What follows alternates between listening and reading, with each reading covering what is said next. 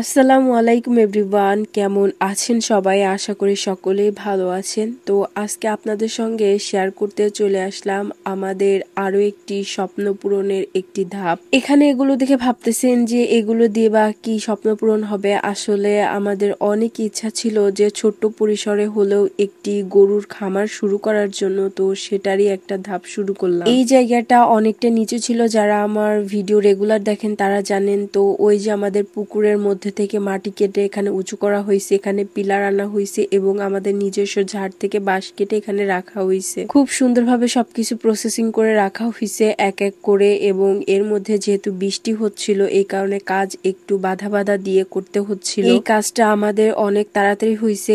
আর সেদিন রাত্রে এখানে টিন এবং লোহা, অন্যান্য যা যা জিনিস দরকার এগুলো নিয়ে আসা হয়েছিল। গরুর এই ঘরটি করার যে প্ল্যান প্রোগ্রাম আমরা করেছিলাম, এটা সম্পূর্ণ আমাদের ইউটিউব এবং ফেসবুক থেকে আর্নিং এর টাকা দিয়ে শুরু করা। এর আগেও আমি আমার একটি ভ্লগে আমাদের এই দোকানটি করার ভিডিওটি আপনাদের সঙ্গে শেয়ার করেছিলাম, সেটাও সম্পূর্ণ আমাদের ফেসবুক এবং ইউটিউব থেকে আর্নিং এর টাকা দিয়েই করেছিলাম। নিজেদের ইনকামের টাকা দিয়ে নিজেদের স্বপ্নগুলো যদি পূরণ করা যায়, আসলে এর থেকে আনন্দদায়ক আর কোনো কিছুই হতে পারে বলে আমার মনে হয় না। যেহেতু ইতিমধ্যে আমাদের একটি গাভী গরু আছে, তো সেই হিসাবে আমরা অনেক বেশি তাড়াতাড়ি করতেছিলাম, কারণ বৃষ্টির সময় ওকে রাখাও অনেক বেশি টাফ হয়ে যাচ্ছে। আর যেহেতু আমাদের গরুর ঘর করার ইচ্ছাই ছিল, এই কারণে শুরু করে দিলাম। তো এখানে চারদিক থেকে মাপ নেওয়া হচ্ছিল, কোন পাশে করলে ভালো হয় এগুলো ডিসাইড করে নেওয়া হলো সবাই মিলে। তো এক পর্যায়ে সবাই মিলে সিদ্ধান্ত নিয়েই নেওয়া হলো যে কোন পাশে করে ঘরটি আমরা তুলবো। যদিও বা আমাদের আগে থেকে প্ল্যান প্রোগ্রাম ছিল,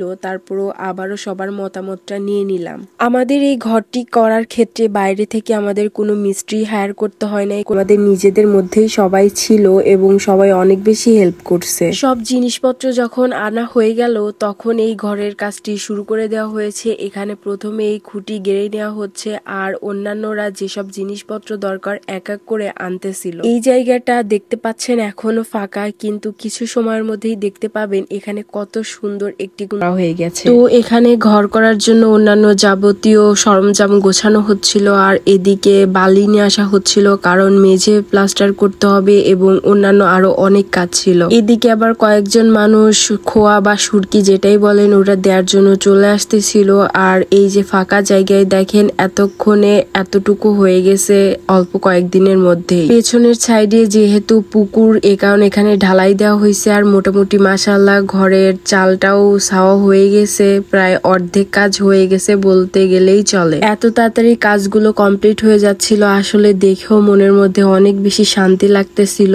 নিজেদের ইনকাম করার টাকা দিয়ে যখন নিজেদের স্বপ্ন পূরণ করা যায়, তখন মনে আসলেও আলাদাই শান্তি লাগে। তো চালের মিস্ত্রিদের কাজ অলরেডি শেষ হয়ে গিয়েছিল, এবার এখানে গোড়া এবং অন্যান্য যে প্লাস্টার গুলো এগুলোর কাজ করতেছিল। এখানে এসে বেশ কয়েকটা দিন সময় লেগেছে, কারণ এত পরিমাণে বৃষ্টি হচ্ছিল, তারপরেও কাজটা অনেক তাড়াতাড়ি কমপ্লিট হয়ে গিয়েছে। এরপরে এর মধ্যে দরজা নিয়ে আসা হয়েছিল, যে দরজাগুলো ওখানে লাগাতে হবে। আমাদের ঘরে আগে যে দরজা ছিল সেটা ওখানে দিয়ে এই নতুন দরজাটি আমাদের ঘরে লাগিয়েছে। গরুর ঘর যখন একদম কমপ্লিট হয়ে গিয়েছে, তখন শুধুমাত্র চারপাশ দিয়ে এই বেড়াগুলো দেওয়াও বাকি ছিল, সেটাও একদিনের মধ্যে কমপ্লিট করা হয়েছে। তো পেছনের সাইড থেকে দেখতে এরকম লাগতেছে। আর এই যে আমাদের গরুর ঘরের ফাইনাল লুক, প্রথমে গোড়াগুলো এরকম ছিল, কিন্তু পরে এই গোড়ার ডিজাইন গুলো একটু পরিমাণে চেঞ্জ করা হয়েছে। তো এই তো দেখেন আলহামদুলিল্লাহ ফাইনালি আমাদের গরুর ঘরটি কমপ্লিট করা হয়ে গিয়েছে। গোড়ার ডিজাইনটা পরে চেঞ্জ করা হয়েছে